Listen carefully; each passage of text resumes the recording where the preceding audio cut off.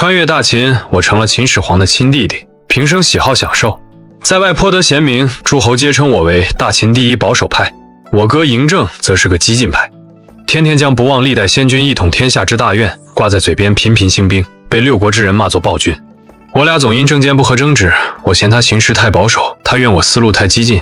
就拿灭六国之后的事来说吧，他说要洗天下豪富于咸阳12万户，收天下兵器聚于咸阳，熔铸成12金人以振国运。我说何必麻烦，天街踏进公卿谷，那些世家贵族哪有好人，一并处置了便是。好好的兵器融了铸金人作甚，仗怎么能不打？后世子孙还指望你统一全球，让他们不用学英语呢？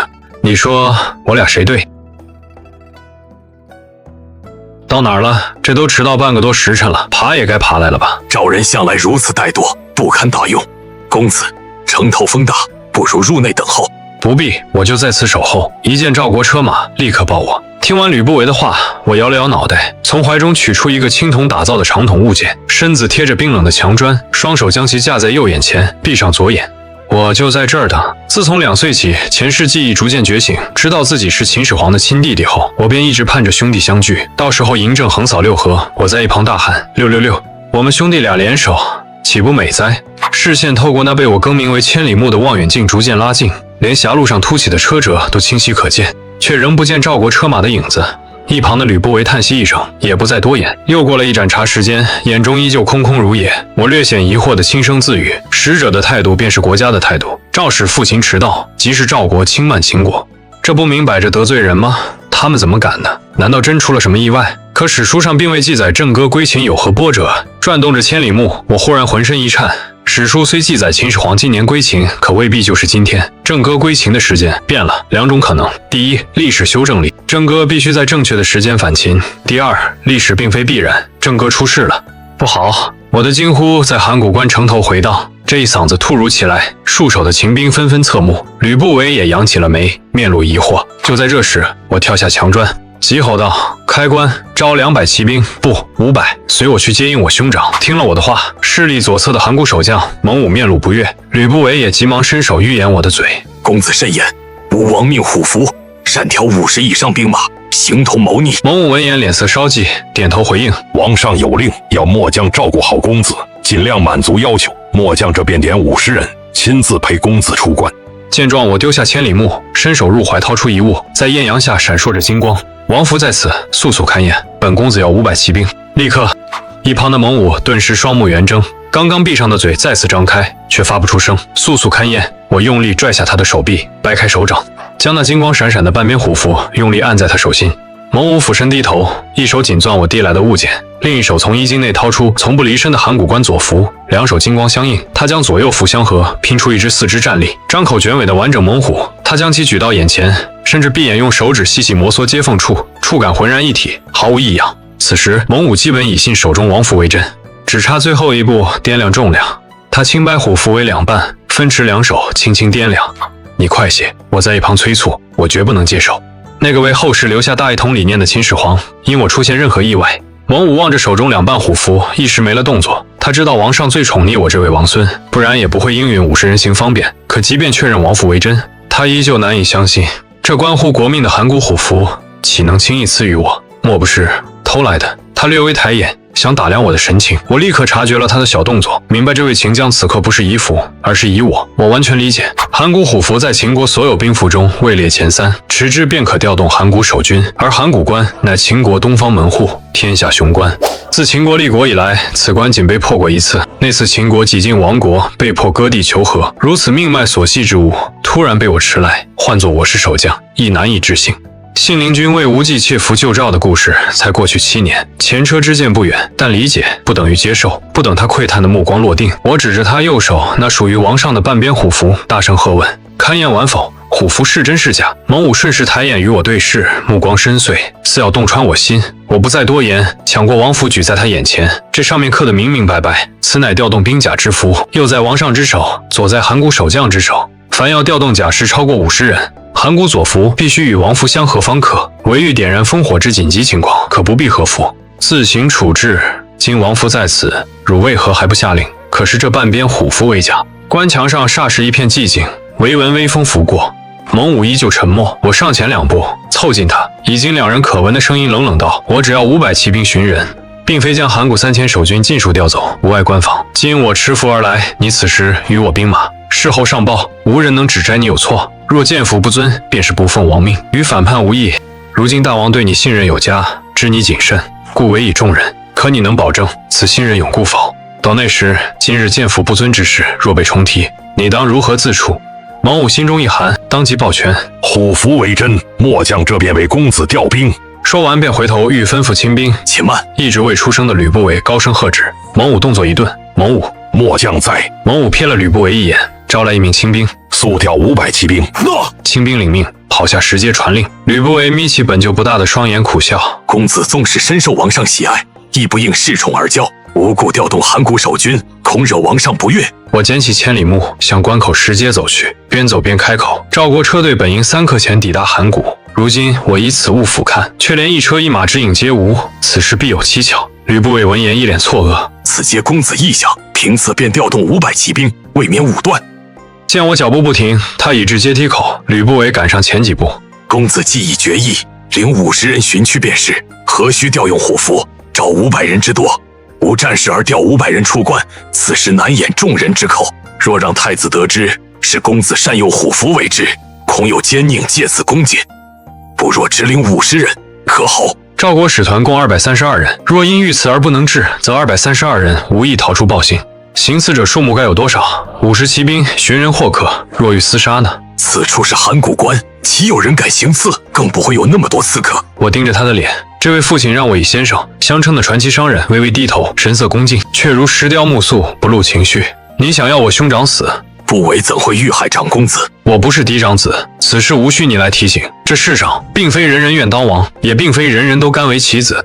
阿父虽是太子，但若让我知晓你谋害我兄，连他也保不住你。吕不韦顿时大汗淋漓，腰弯得更低，头几乎贴地。不韦不敢。片刻，函谷关门洞开一线，未见面马，先闻蹄声如雷，踏碎午后静谧，500秦骑鱼贯而出，如一道黑线向东蜿蜒。庶子无知，刺个屁！蒙武啐了一口，一马当先，脸色不悦。自秦惠文王昭襄王后，秦国崛起，函谷关50里内匪患绝迹已数年。行出狭路，东经1里有余。蒙武神情微动，忽地数掌勒马，风中传来了若有若无的厮杀声。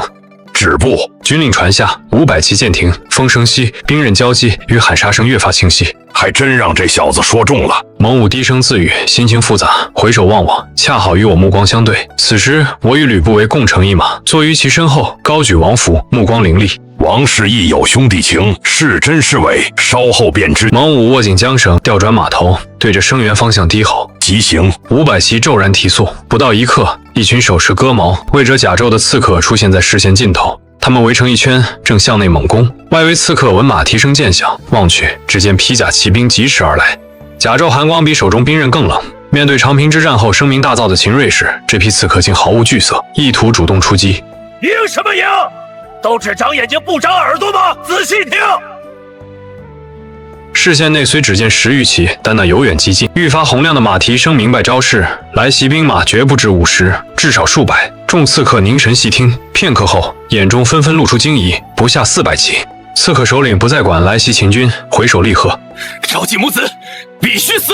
他身先士卒，杀向久攻不下的赵国车队。不过数息，手中白刃染血，右臂一添伤口。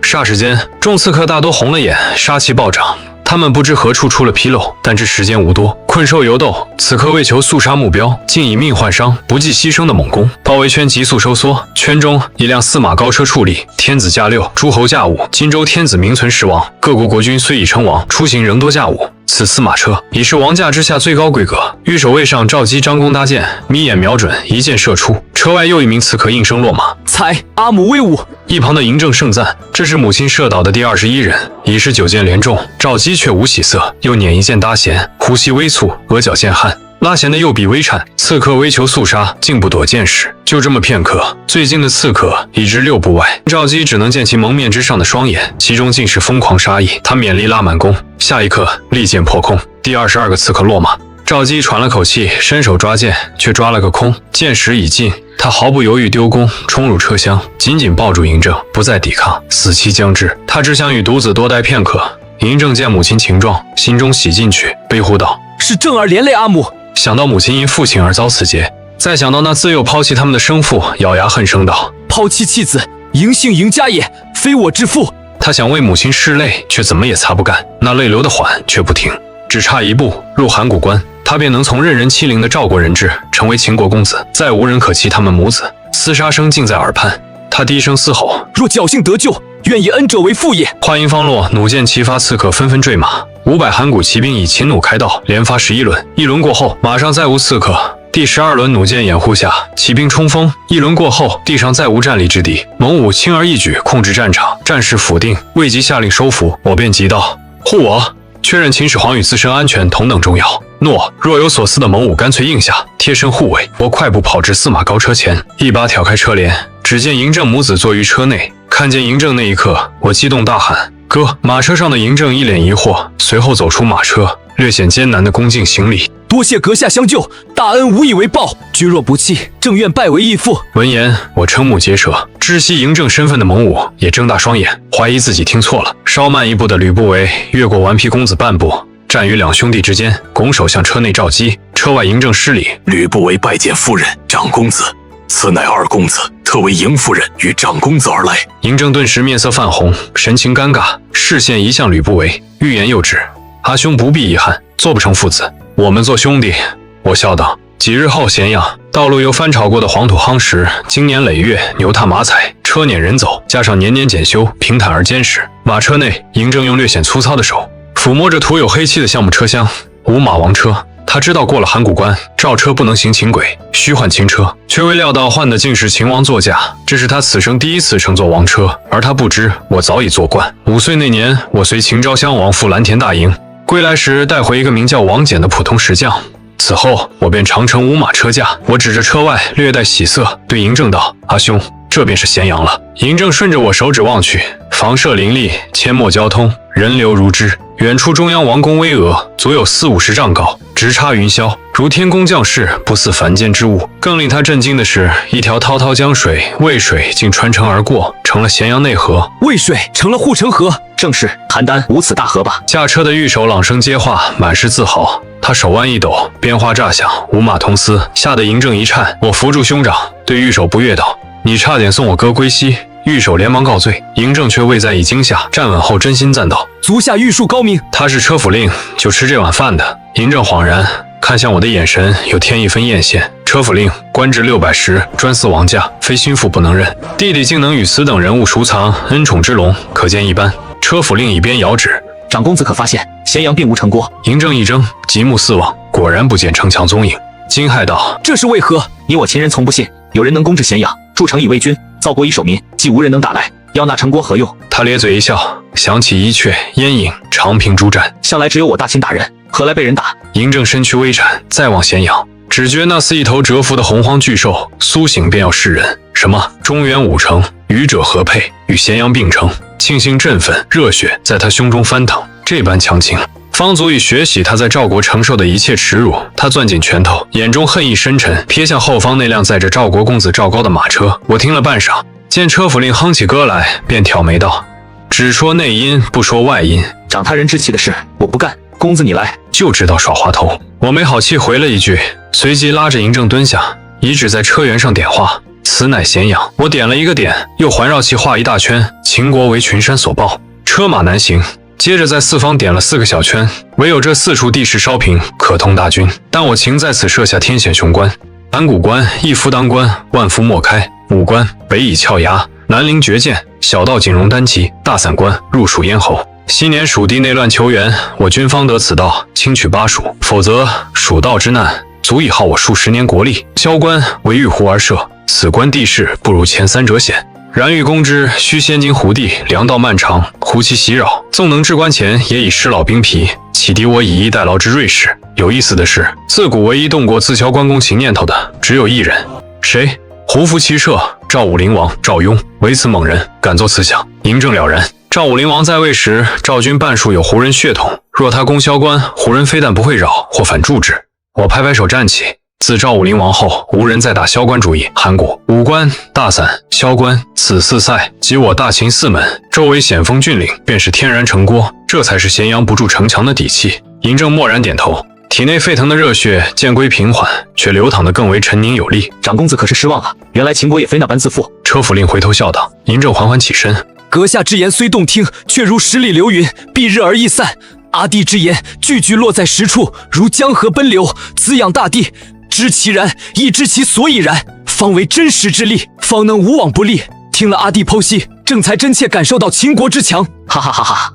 太子虎父必无犬子，秦国神童非只公子一人。嬴政神情一稳，再度望向赵高车驾，心中誓言欲见。我顺着兄长目光看去，以为他关注刺客，便拍胸脯道：“阿兄放心，大夫最疼我，定将幕后之人尽数揪出。”我在邯郸便闻秦王室有神童，5岁能论政，原以为声名虚妄，今日得见，方知胜似闻名。嬴政看着我，眼含真挚。王上与你王车，令车府令相随，理所当然。你远胜于我，我若能得地多加指点，便欣喜若狂。唯愿我虚长的2岁不致成为阻碍。至于追查幕后之人，请让我亲自来。我不悦道：“你我血浓于水，何出指点欣喜？这般外道之言，阿兄有任何需求，尽管开口。我在秦国所有，阿兄亦将有。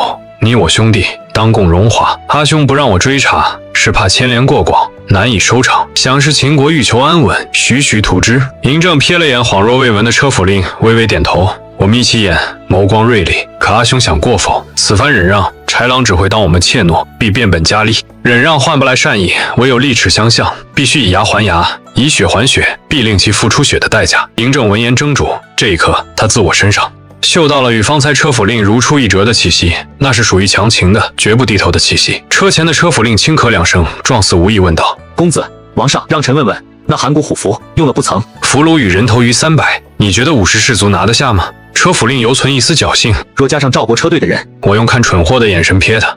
车府令手一抖，马鞭急于脱手，心中最后希望破灭。晚矣，尸体大矣。1个多时辰后，仪仗队伍入咸阳，一路驶向章台宫。我率先踏入殿内，扭头对落后半步的嬴政介绍。完璧归赵的故事便发生在此。阿兄可见过和氏璧？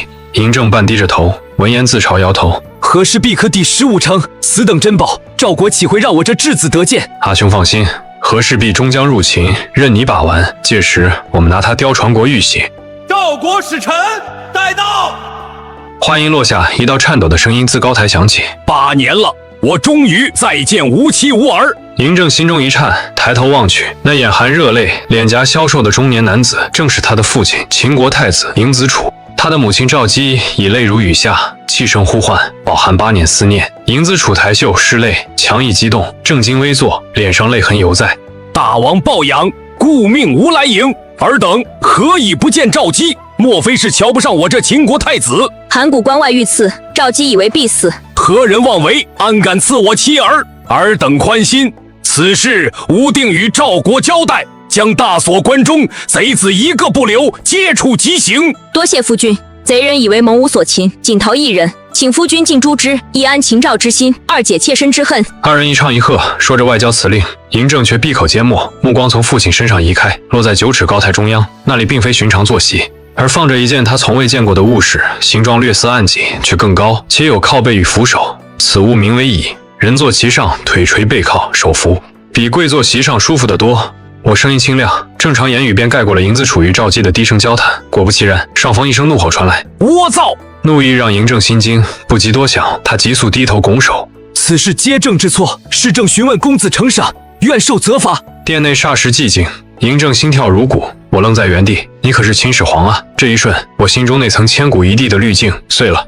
站在我面前的只是嬴政，一个自幼被弃，在赵人8年滔天怒火与仇恨中艰难求存的孩子。此刻他却挡在我身前，代为领罚，一股暖流涌遍全身。我踮脚用力拉下他的手：“阿兄，此处是秦国，非是赵国。秦国一路行来，所见却不同，但于政有何不同？”秦国，我们说了算。嬴政惶然四顾，殿上一直沉默的群臣，仿佛瞬间打开了话匣，你一言我一语。满朝能不跪依正者，谁不欠公子一份人情？谁敢鞭笞公子，老夫抽得他体无完肤！好小子，有种，是个带把的，不枉公子苦恼3日，接你归来。你小子真让人极限，得公子垂青，秦国大可横着走。笑声、赞赏声、喝彩声交织，肃穆章台宫竟如闹市。嬴政茫然环视，那一张张或座椅中，或拍大腿、手舞足蹈的秦臣面孔，投来的皆是赞赏与期许的目光，而非在赵国时那欲杀他1000万次的刻骨仇恨。他他眼中蓦然蓄泪。自6岁之哭无用后，他首次落泪，边吃加参，濒临绝境未哭。此刻闭目间泪水却夺眶而出，自己浑然未觉。他终是明白，为何自函谷至章台一路肃杀，唯此地不同。聒噪！独坐席上的嬴子楚厉喝一声，群臣见息。嬴子楚将目光落在我身上，仗着王上宠你，主公爱你，看看你放肆到何等地步！我哼了一声，翻个白眼。这逆反模样，引得椅上又传来几声压抑的低笑。嬴子楚只作不闻，与赵姬又言几句，宽慰了瑟瑟发抖的赵国公子2句，便结束了这场接见。嬴子楚手执一卷竹简，自内室出，对宦官道：“带吕不韦来见。”2刻钟后，略显疲惫的吕不韦至，嬴子楚赤足迎上，紧握其手，连连摇晃。先生大才，既救吾儿性命，又保吾太子之位。先生乃我全家恩人，报书管仲、百里奚复生，亦不及先生。吕不韦数次欲插话未果，待嬴子楚一气说完，方低头微拜：“此乃不韦分内之责。”他瞥见嬴子楚赤足，连忙扶其上榻。主君唤不韦来，除长公子于此事，尚有他事。先生就在此歇息吧，吾竟未察先生如此劳累，该死！吕不韦再三追问，嬴子楚只催其休息。吕不韦只得强打精神退下，心中反复琢磨遗漏之事。他全心处理嬴政遇刺案，实无暇他顾。待吕不韦去远，嬴子楚闭门，蹙眉取出暗藏竹简。今日他收到10余封弹和函谷守将蒙武的奏书，手中仅是其一，内容大同小异，皆言蒙武擅调500骑出关，有谋逆之嫌。父王啊，函谷虎符岂可轻授于人？这条赵狗住得比我和阿母好多了。嬴政入门便骂庭院宽敞，旧除俱全，仆从邻忧应有尽有。侍卫敲门，门房原本气势汹汹，见是我，立刻换了嘴脸。嬴政带部分侍卫冲入，我惜命未尽，余下侍卫护我在庭院等候。喧闹过后，嬴政将赵高扯出，丢在地上：“饶了我，饶了我！”赵高正欲磕头，我飞起一脚踢中其腹。什么档次？我都没有肌肉，你敢有？喊完又是一脚。嬴政随即也一脚踢去，赵高叫声戛然而止，身子弯弓，面色转白，冷汗直冒。嬴政自有习武，力道非我可比。聒噪！嬴政冷嗤，令侍卫将赵高绑于马厩木柱，正是他昔日在赵国常被绑缚之处。嬴政眼前浮现赵国惨状，每一边都是对过往的救赎。赵高初时求饶，后见无用，破口大骂，将毕生所闻污言秽语尽倾于嬴政。嬴政越打越狠，赵高越骂越凶。嬴政气喘面红，杀意澎湃，却硬生生忍住，撂下狠话，意欲离开。大兄这就走了，不杀留他狗命。想杀，但杀不得。他是赵国质子，你敢杀我？试试，杀我便是秦赵开战，待我赵国李牧破萧关，护哲破函谷，要你整个秦国陪葬。来啊！骂人都没新意，该学学祖安人。我吐了句无人懂的槽，对嬴政正色道：“我和父亲说过了。”父亲说：“可杀。阿兄若不信，可自去问。”嬴政闻言，一边大步寻绳索，一边道：“我信阿弟，不可能，绝无可能！你骗人！秦国太子怎会与你杀我？”我听得心烦，让他安静。侍卫扯下布团，塞入赵高口中，将其死死按在地上。赵高痛极，却动弹不得，出声不能，怒火攻心。乌云蔽日，院中顿生阴凉，唯赵高浑身火辣，疼痛依旧。阿兄，动手吧！嬴政蹲身，将绳索套过赵高脖颈，于地上摩擦，沙沙作响。他能感到赵高脖颈的颤抖，体会到那生死间的大恐怖。这感觉，他曾在赵国隔3差5便体会一次。大仇将报，他本以为会无比快意，但此刻脑海中却闪过我的话语，闪过草滩刑场2000尸骸。他沉声道：“生于乱世，欲为王，光贤不够。贤仅能收君子，君子为德。然天下多小人，小人畏威，故亦须狠。”言毕，他握着我的双手，一同狠狠发力。片刻，赵国公子赵高气绝身亡。2月后，燕国因见我大秦国势日盛，遂决议与秦结盟，共伐赵国。燕王派遣吏府明访赵国，假借缔结友好盟约之名，携带500金置办酒宴，以款待赵王，示燕国诚意。同时，乐间暗中潜入邯郸，在其父乐毅掩护下，与秦国接头，共商联合伐赵之策。不出5日，2人便返回燕国。朝堂之上，燕臣见500金花费如此之快，疑心吏府借亡命之变中饱私囊。乐间戏言相询，吏府拍腹大笑：“昌国君说的真准，谁教我这般贪嘴？把金子都贪进肚子里去了，顺道倒也办成了事。赵王果然欢天喜地与燕结盟。若说韩人善阴谋，赵人尚开放，那燕人便胜在幽默。”燕王喜笑着打断2人，扯了扯身上皮裘，对乐间说道：“先前轻言赵国壮年男子多亡于长平，其孤儿尚未成人，可趁机伐赵，君以为如何？”乐间心头一沉，刚坐下，又立刻起身，肃然道：“赵国西接秦境，南交韩魏，北连胡人，东临我燕，地处要冲，民风彪悍，惯战能征，更有廉颇、李牧、乐成、庞传等良将坐镇，请大王勿轻视赵国。”长平一战，赵国南丁殆尽，无兵之将，粮草何用？寡人以五燕族击夷赵族，岂有不胜之理？正是待秦出兵，赵必调主力迎战。届时我军袭其后方，赵国兵少，难以兼顾，此所谓顾头不顾腚。燕王喜大笑称彩，吏府见了奸不笑，问道：“昌国君为何不笑？这话不招笑吗？”虽与秦约共伐赵，功绩或许难分，但卿之功在后。此次伐赵，仍以卿为将。臣请于朝会议之。既如此，明日朝会再议。翌日大朝，绝大多数燕臣赞同随秦伐赵，唯大夫姜渠极力反对，慷慨陈词：“兵贵精，不贵多。我燕刚与赵结盟赠金，旋即背约偷袭，此为不义，师出无名，必击赵人死战。赵兵虽寡，却精勇善战，更有良将统御，恐能以少胜多，望大王慎重。此战凶多吉少。”寡人意已决，少数从多数。伐赵之事，昌国君可为将否？臣不打必败之仗。话音未落，相邦吏府挺腹自荐：“臣愿往，定为大王开疆拓土，教赵国顾头不顾腚。”武将卿秦毅起身：“臣亦愿为大王分忧。”好，此次伐赵，以力父为将，轻秦为副，率60万大军，战车2000乘。秦定于12月10日出兵，赵军8日后必往迎战，我便在12月15日出兵，直捣赵国后方。同年12月15日，燕军分2路伐赵，一路由吏府攻财，一路由亲秦攻代。与此同时，秦王政元年12月初4，秦国副使赵棣自赵返咸阳。初5，监国太子嬴子楚于信宫前殿召开大朝，朝堂喧哗如是。太子嬴子楚罕见震怒，聒噪，众臣肃静。嬴子楚指名廷尉征赵棣，将赵王之言再说一遍。赵棣起身禀报：“赵王言，寡人使者在秦身亡，寡人子为质，一死秦地。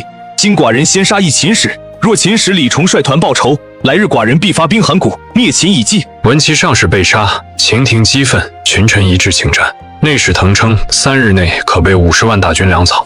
老将蒙骜等纷纷请为统帅，杨端和、樊传期等求为副将。秦人自长平之战后傲视天下，虽经邯郸之败，锐气未失，赵使团几近全灭，而赵杀秦使，此战不得不打。太子嬴子楚听毕群议，决然道：“此战无亲征。”即命内史腾、蒙骜、赵棣等散朝后，至议政殿详议，群臣大惊，皆劝太子不宜轻涉险地。然太子礼罢华阳后，携长公子嬴政离殿。嬴政出临朝堂，心潮澎湃，归后犹望议政殿方向，暗思伐赵之期竟如此迅捷。议政殿内，太子命赵棣再述赵国情状，吕不韦虽早知详情，仍肃容倾听。赵王愿令李牧杨败于太子，助力威望，战后愿定盟互不犯。燕已同意出兵袭赵后。秦王政元年12月初10，太子嬴子楚亲任主将，吕不韦副之，率6000骑、54000部卒，以伐赵之名出兵。12月13日，秦军急行230里，兵临东周都城巩。东周公曾号召列国伐秦，闻秦军之大惊，遣使交涉。半日后使返，报曰：秦太子不受议和，只受降。东周公立时不降，然一日城破，秦军占其地。嬴子楚存其嗣，迁东周公至阳人郡。12月16日，灭东周之训，传至咸阳。翌日，华阳后临朝，与群臣共议东周善后，满朝振奋，盛赞太子。唯华阳后喜忧参半，喜在太子未稳，忧在其危过盛。秦王祝早的消息，时政窦熙闻报进言：还行，做得不错。公子嬴政在侧，请秦王次日临朝以固威仪。秦王笑言：寡人在否，彼皆能事，何须临朝？12月22日，太子嬴子楚凯旋，携赵太子春平君赵传为之归秦。赵王改称赵传病故为病逝，送太子入秦以示诚意。秦人空巷出迎，欢呼太子威武。嬴子楚骑马失重，声威震天。吕不韦于马上低语：主君，是时矣。嬴子楚含笑应：先生所言极是。顷刻间，咸阳宫前殿戒严，太子披甲执剑，直入殿前。车府令韩明拔剑喝问，殿内秦王柱命其退下。嬴子楚孤身入殿，甲胄在身，持剑不行礼。秦王柱咳而问：何以不退？太子之位已过，寡人言出必见。嬴子楚未动，秦王至怕于地，怕甚血痕，怒问：尔上欲何求？嬴子楚温声回应：儿臣欲节制秦国兵马。这夜秦王柱崩。得到祖父驾崩的消息后，我平推众人，独坐室内。王翦应召而来，立于门外守府宫门，内心激烈挣扎。是王翦吗？是公子。王翦不及细想，推门，门未开，内已上栓。他手抚门板，呆立片刻，狠狠自扇一掌，头重重磕在门上。公子，王翦来了。我父亲归咸阳后做了什么？就这么说，要我一介稚童，求你吗？王翦跪地诉其所知。太子接管城防，率军围了咸阳宫，他未入内，只知外围事。片刻，我声音苍白，原来如此。公子，你先开门，让你进来看我笑话。我这个人最要脸面。你走吧，好好干，你日后终将封侯，位在武安君之上。公子，啰嗦！外面的人将王翦打出去。红毯右侧，文臣武将；左侧，外戚宗亲。紫官停放尽头，老宗正迎剑拄拐，频频望向宫门，迟迟不举衣，似在等人。祖父，时辰未到乎？众人看向老宗正，迎远微合双目，掩去哀色。这场面，他历经4代秦王了。时辰已到，然公子成才未至。廷领等公卿大臣重要宗亲，成交一介小子，非大臣，虽为王孙，亦不够重要，为何要等？那叔子若一日不来，我等便等一日乎？此乃王上遗言，尔等休得聒噪。王上遗言，谁闻之？太子尹子楚缓缓站起，目光扫视，喧闹立止，灭东周。携胜而归的他，此刻威严深重。孤闻之如何？目光所及，众宗亲皆避。魏阳君缩紧坐好，不敢再言。宫内复归寂静，逐唤一次，寒意渐生。终于，我一身素服，面色略显苍白，却不见憔悴。步入宫门，文臣武将、外戚宗亲目光齐集。17子银蜡早已跪得腿麻，见我来迟，脱口怒斥：“你这叔子好不知礼，不知众人皆在等你乎？”话未毕，迎子楚已至其身前，一巴掌猛甩过去，啪！脆响惊弓。银蜡捂脸，对上迎子楚隐含凶光的眼，狠话终未出口，低头嘟囔：“你如何打人？”迎子楚环视，再无杂音，这一掌扇在众人心里。去吧，程专！我踩过如凝血的红毯，走到关旁，踮脚向内望去。大夫静静躺着。程嫂，我王已去了。程传懂得，哀乐起，一世行，谥号定为孝文，史称秦孝文王。按制应由太子守孝制来年改元，然王后米不明率先起身，言己悲痛欲绝，为秦国计，不得不保重，随即强退。吕不韦欲率众，请太子即刻继位，亦被打断。迎子楚痛哭，母后哀痛，子楚又何尝不哀？从祖父一事可否明日再续？子楚欲多陪父王一日。老宗正寻众议，众皆称太子孝乃秦国之福，遂散去，独留迎子楚与我。程川，回去吧，明日再来。父亲，我想当着大夫的面与你说说话。我望着关中恬静容颜，狠狠自扇一掌。大夫，对不起，我不该犹豫，我曾想装聋作哑，装作一切如常。如此，我便是更尊贵的秦国公子。父亲待我严厉，却也算好，荣华富贵不减，甚至无需再苦读练武。待兄长嬴政继位，情义与历史所知，恩宠只怕更隆，未来一片光明。想着我又给自己一巴掌，在玉山时手被父亲抓住。你作甚？大夫待我那么好，我怎能不管？我若不为大夫说话，便无人为他说话了。父亲，你到底为何要杀大夫？逆子，你可知你在说甚？父亲，我要说甚，说了甚，你很清楚，不是吗？现在我想听你说为何。我为太子将满4月，监国4月，于此位，我可曾做错？没有。我可曾贪图过什么？没有。我对得起太子之位，可你大父却屡屡找麻烦，几次3番，言欲废我，为何？为一国储君，经受考验，不该吗？兄长将为太子，每日苦学6个时辰，风雨无阻，此非阿父之考验。考验？好，我考验你兄，是因他文不成武不就。你大夫考验我是为何？是由我理政不当。他亲口说过，我每日只睡3个时辰，理政甚佳，那是由我品性，不该忧吗？大夫躺在此处，难道还不足以证我品性有亏？不足以，不足以。你大夫26子，先王选入赵质子，他选了我，我苦苦哀求而无用。长平站起，若非吕不韦，我已死赵国。归秦后，我无怨天尤人，愿拜华阳夫人为母，侍奉你大父与夫人左右8年。8年，我待他始终如一，他亲口赞我理政甚佳。8年，难道还不够证明我品性无亏，堪为储君？他还要考验我什么？最后几句是对着秦王柱失声吼出，积年怨气尽数倾泻。所以呢，我言语轻松，这份轻描淡写瞬间点燃迎子楚。他扭头，双目赤红如欲噬人。我仰着小脸迎上的目光，笑颜如冰泉。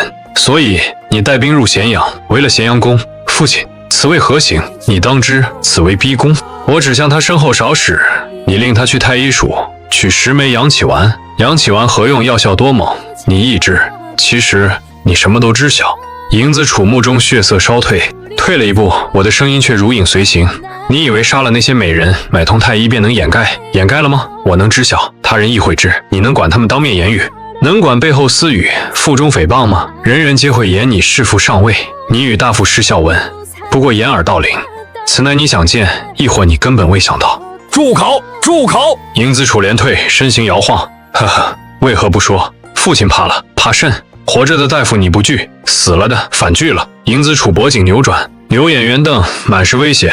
我再进一步，父亲莫怕，你须知晓，你已非太子，而是王秦王，天下最大的王啊！我双臂微张，感觉如何？可是你想要，若我此刻一头撞死于此，王上你便成就弑父杀子2大壮举，王上欢喜。否，迎子楚腰背坚挺，胸膛微鼓，这位敢以己身为奇祸的男人，冷冷凝视我。你可知如此顶撞会得何下场？自然知晓。死吗？又不是头一回了，1回生，2回熟。王上欲如何杀我脚手？凌迟车裂，5牛分尸，烹炸，我都知晓。临死前尚有疑问，待王上登基，弑父篡位，杀子恶名传遍朝野列国，致使秦国动荡，甚至危亡之际，此罪是我的错，是大父的错，还是王上你的错？迎子楚再也遏不住暴怒，抬腿横扫，我一脚被踹飞，撞在棺木上，疼痛让未落的泪终于泛上眼眶，心情却莫名畅快。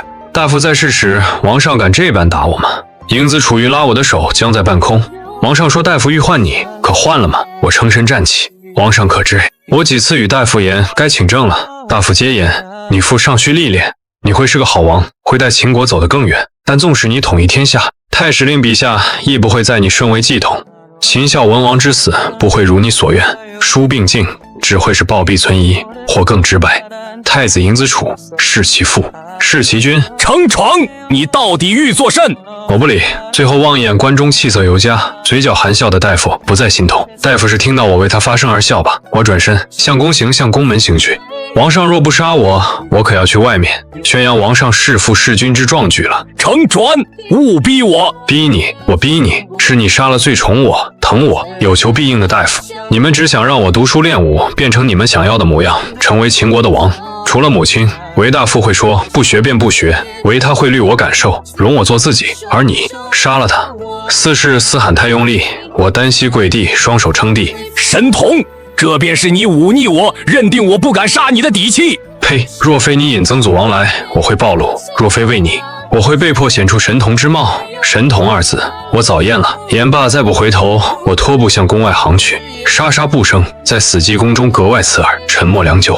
迎子楚抬起微颤的手臂，点向身旁少使，附耳虚弱道：“拿下他，关入咸阳狱，地下3层，任何人不得探视。”秦王柱元年12月23日，太子迎子楚下王诏，公子乘船忤逆不孝，下咸阳狱。正儿该去观正勤学殿了。却见嬴政卧于榻上，似有恙。他蹙眉近前，3指打脉，脉搏强健有力。迎子楚面色骤冷，猛甩开其腕，敢在我面前装病，还不起来？嬴政豁然睁眼，坐起靠墙，请父亲放了吾弟。迎子楚沉默，转身出宫。短短几个时辰，宫中竟似变了一副面孔，所遇之人皆隐有违我求情之意。沉重脚步声传来，迎子楚肃容望去，只见毕将军蒙骜、王传及已知事的老将拽公、王陵4位功勋卓著的老将联袂而至。四公何故在此？专为公子乘娶而来。 4位老将跪坐对面，迎子楚打量他们。四公拦驾强谏，是谁的主意？是敖，原是蒙公。可知那庶子所犯何事？不知，不知，便联袂求情。蒙公请讲。天下皆知，我蒙敖乃武安君副将，一身本事皆君所授。武安君死时，我未随之而去，是因君乃不遵王命而死。我忠于秦国，忠于我王。 在忠武安君之前，然今我连武安君死后，唯一敢为其说话的孩童都护不住，还有何言苟活？请太子将赐死武安君之秦王剑赐我，让我追随武安君去吧。言毕，重重叩首。曾同为白起副将的王俊亦跪地抱拳。迎子楚泪下，轻抚二将。父王早婚，子楚何德何能，得二公如此看重？我不知公子犯何事，我来只因欠公子一份情。卓公说笑乎？那庶子不通兵事，公如何欠他情？还是这般救命大情？老臣就是欠了，老秦人不会绕弯。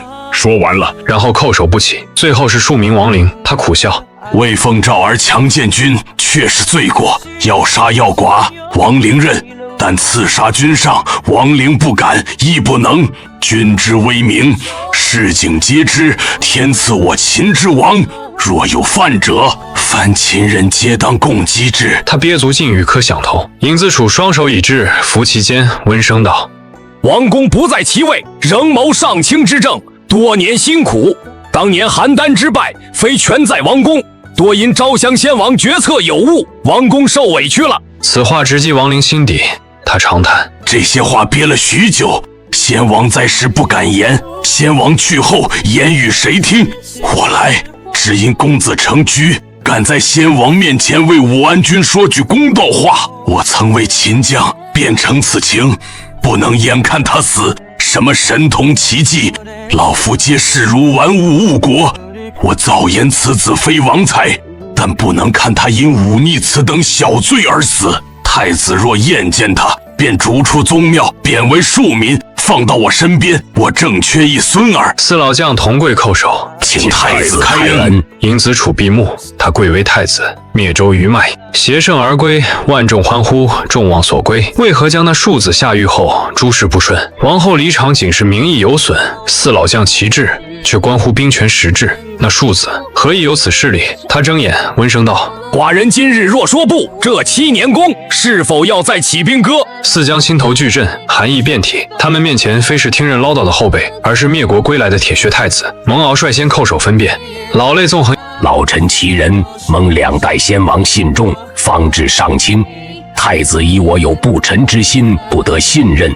赐比武安君事，更令蒙敖痛心。请君赐秦王剑，让臣代清白。为君与君之子而死，君要臣死，臣不得不死。言毕，伏地不起。王川欲言，却因长平坑杀后的心急，越急越说不出，只得抱拳重叩。老臣没想刺王杀驾，就是想保下公子。说完了，强奸君上，大罪我认，但绝无二心。凡秦人皆当护君。迎子楚听罢，泪痕犹在，却忽然大笑，亲自一一扶起。四公请起，寡人明白了。那庶子暂押狱中，容后再议。四公之情，寡人领了。迎子楚望着四将离去背影，袖中拳头缓缓握紧。那孽障竟有如此能量，看来这咸阳狱关不住他太久。宫外天色将明，一场风暴似乎暂时平息，但更深沉的暗流已在咸阳城下汹涌汇聚。咸阳狱是咸阳3大防畿之一，囚室不多，关押的都是朝堂要员、商贾、小民、吏员和一些小官员，都不配关押在这里。很少有人知道，咸阳狱不止地上1层，更很少有人知道咸阳狱地下有3层，地下3层只有一个囚室，这个囚室的面积极大，和地上一整层咸阳狱一样大。一缕微风吹入这地下3丈的咸阳狱。大夫，本没想能得到回应的我，却听到一声在所吸不过的回答，声音就在旁边。我顿时如遭雷击，颤抖着坐起身来，定睛去看，视线却越来越模糊。自从听到大夫死讯，我那没有掉过一滴眼泪的双眼迅速噙满了泪水。我拿袖子抹去了2边眼泪，终于看清了眼前人的面孔，正是昨夜还和我同睡在礼仪宫的大夫秦王柱。我流着泪扑进秦王柱怀中，连连抽噎，一时间说不出话。秦王柱轻轻抚着我的脑袋，眼中满是慈祥自豪。君子可内敛而不可懦弱，欲不公可奋起而论之。满朝文武宗室外戚，除了孺儿，没有一个人为寡人发声。寡人的孺儿是真的君子啊，他们那些人都不行。虽然你是为寡人发声，但寡人还是要说你2句。真要是你父带兵，杀了寡人夺王位，你这条小命不就交代了？你那么聪明，为何就不想着徐徐图之呢？再不济，明哲保身不懂吗？甚叫你不为寡人说话，就没人为寡人说话了。寡人有如此可怜乎？寡人不是早就跟你说过，你这小娃管好你自己的事就行，不用管寡人，你能一生欢喜。比给寡人说100句话、1000句话、10000句话，寡人都欢叫。秦柱絮絮叨叨的样子和没过事前一模一样，我痛哭着宣泄，久久不说话，一直地点着头。秦王柱停下言语，仔仔细细地看着我，似乎要将我的样子深深刻印在心底。不要悲伤，不要流泪，这是秦氏一族的命。你不是秦，寡人初以为不美，不能继王位。如今甚好，寡人是秦数10年，丢不得了。寡人这一世吃过这世上的美味佳肴，还吃上了先祖没吃过的炒菜，喝过了列国的美酒，玩过了最美丽的女人。寡人这一辈子都在吃喝玩乐，享受祖荫，没为秦国做过甚事。最后就只剩下这一条命，还能对秦国有点用。寡人只好把这条命献给秦国，才好去见列祖列宗啊！不要怪你父亲，与你父亲为敌，事情不是你想的那般。白日你父带兵围了咸阳宫，披甲执剑闯进前殿，说要节制秦国兵马。父王，你老了，又太昏庸，秦国在你手中只会没落，请父王为秦国大计，退位。看着这一幕，老秦王笑了，指着嬴子楚手中长剑：“秦剑在你手里，你要作甚？还需要寡人同意否？想要这个位子，自己上来取。”好。在老秦王眼底最深处潜藏的期待中，嬴子楚收剑入鞘，昂起头注视着老秦王：“父王可喜欢主父之名？”主父。秦王柱抹去嘴角血迹，扶着王位扶手，缓缓站起身：“你是说赵武灵王的那个主父吗？”不错。嬴子楚露出一个笑容，伸手虚探：“父王若是不喜欢主父这个名，换一个也可，王父、太上王都可。”听完嬴子楚的话，秦王柱缓慢走下台阶：“你是说，你不杀寡人，要分寡人一个只享乐不做事的主父吗？”儿子从来没想过杀父王，那是禽兽做的事。若不是父王一而再、再而三地逼迫我，总说要废了我这太子之位，送我去做卫阳君，我也不会行这等逼宫逆举。父王既然喜欢玩乐，那就专心去玩乐好了。把秦国交给我，就像现在一样，我保证父王除了不是王，其他什么都不会改变，一应供求皆得满足。秦王柱默默点头，脸上漾起笑意：“原来你是如此想的，真是周到啊！是寡人误会了你这孝顺的儿子，如此安排，甚好，甚好啊！”嬴子楚也露出笑意，无论他的父亲脸上笑意和说的甚好是真心还是假意，都无所谓。他的笑意是真心的就够了，兵权落在他手里，从此以后再也没人能掣肘他。秦王柱笑着走到了他面前，随着离得越近，嬴子楚发现父亲是真的老了，他笑意越发诚挚诚恳，率先张开手臂做出拥抱的姿势。父亲！秦王柱张开一只手臂，一巴掌扇在了他的脸上，啪的一声，极为清脆响亮。废物！老秦王的声音同样清脆响亮。嬴子楚笑容瞬间凝固，怒意攀升，随即双眼血丝开始急剧增多，怒瞪着秦王柱。很生气，很愤怒，那就来杀寡人啊！嬴子楚盯视着秦王柱，他的右手抓了又松，松了又握，却始终没有放在剑柄上。随后长吸一口气，冷冷地说道：“我不杀你，你也活不了多久。你若是没有可信的称号，我就替你选主父了。”说完便后退2步，转身想要大踏步离开。站住！身后传来老秦王的喊声，可对老秦王彻底失望的嬴子楚却没有停留，在铠甲的哗啦声中噔噔大步走。嬴子楚，你根本不配当一个王！秦柱只给我讲到了嬴子楚走出前殿，便微微笑着，住口不言了。他似乎希望在我心中留下一个愿意为秦国慷慨赴死的高大形象，而不是一个贪生怕死到痛哭流涕的懦夫。我怔怔听着，迟迟回不过神。听说古人舍生取义，和自己大父为秦国献身，造成的冲击力不可相提并论。我内心的悲伤不可以言语记之。史书上记载，秦王柱继位3日即郡，我费尽心机，想要为大父改命，想要大父多活一段时日。我一直以为大父是死于疾病，一直在致力于控制大父饮食，监督大父少近女色。可我从没想过，大父是自愿死之。好了，不要做这小儿女之态了，一点都不像秦人。秦柱抬头望了望，似乎是看到了什么，站起身，离开床榻的他，面容渐渐模糊，越来越看不清了。寡人将秦国传给你父，将生命传于你，诚如你最累大父，待大父好好活下去，莫哭，莫哭。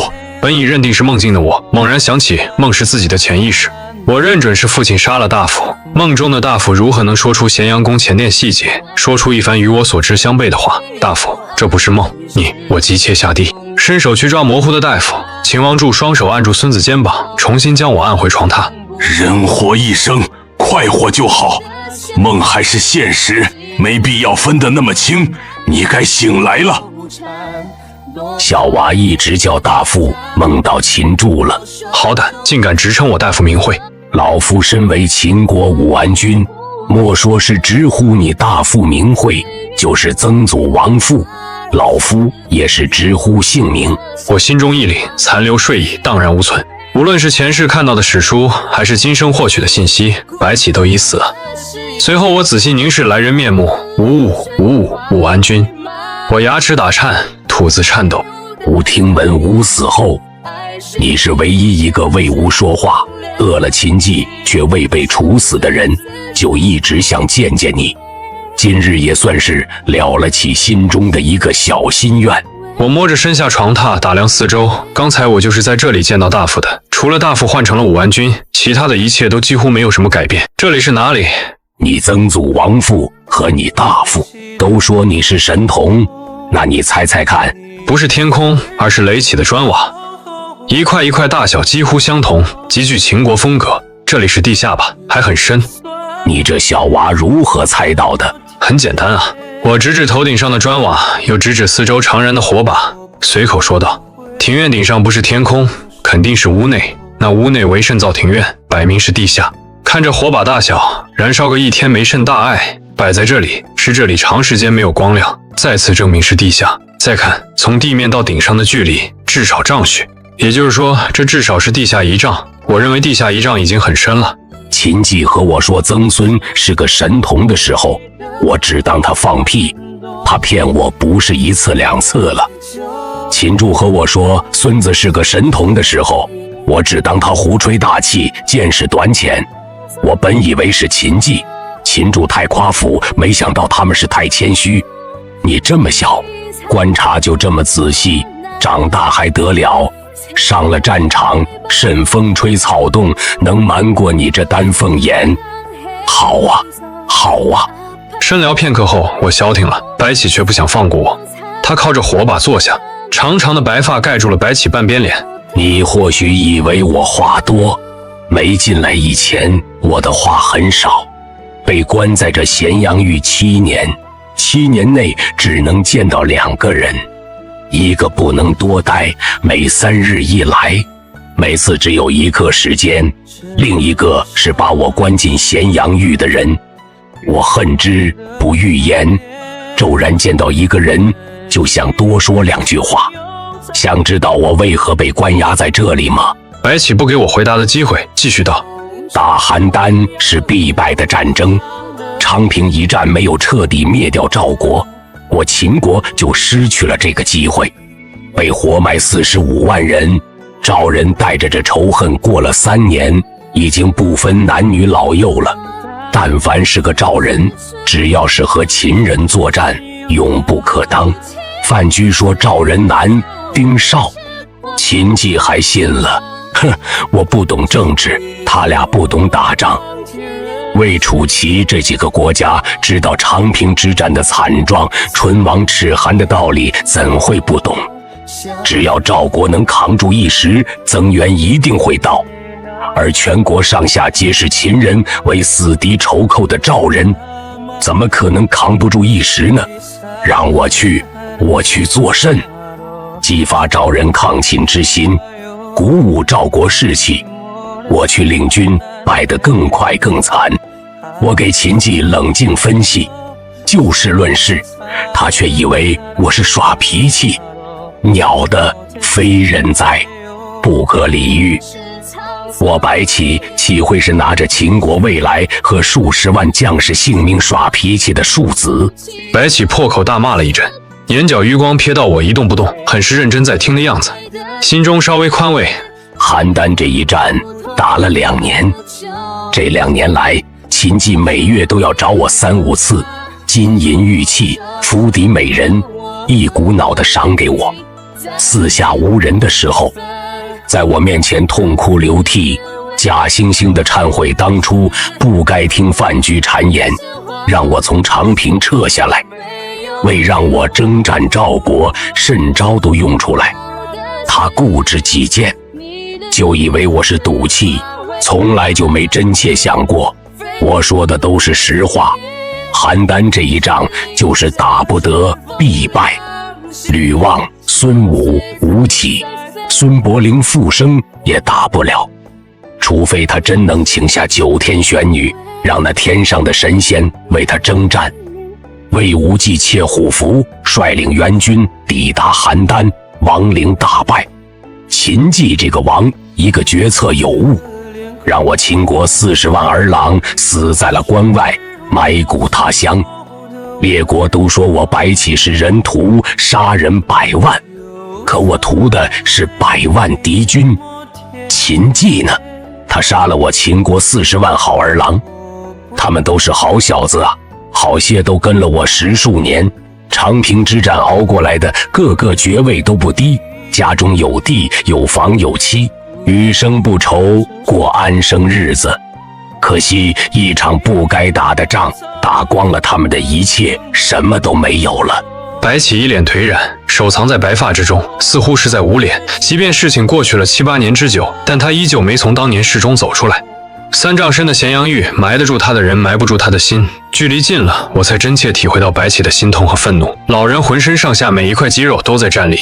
我犹豫了一下，站起来拍拍白起肩膀，表示安慰。